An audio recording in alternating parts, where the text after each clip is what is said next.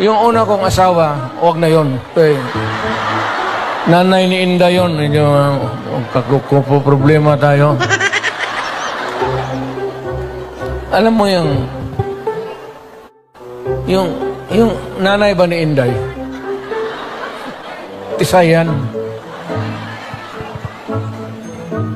Tapos nakita ko yan sa aeroplano, stewardess eh.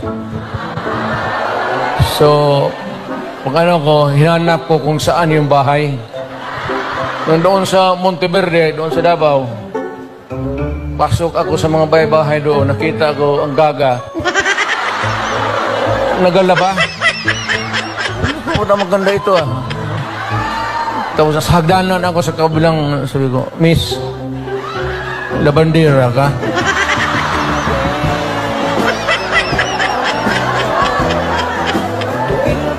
Ewan ko kung sino taga-Davao dito.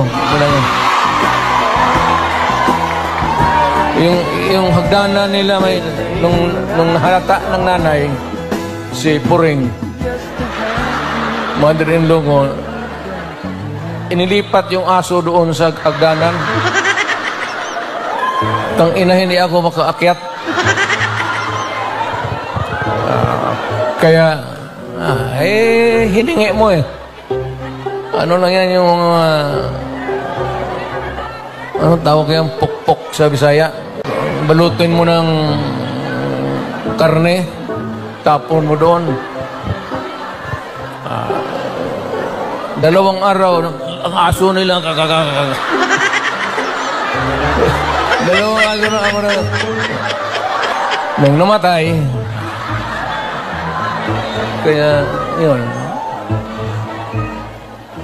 Ito naman si Elizabeth. Mahaba ng istorya.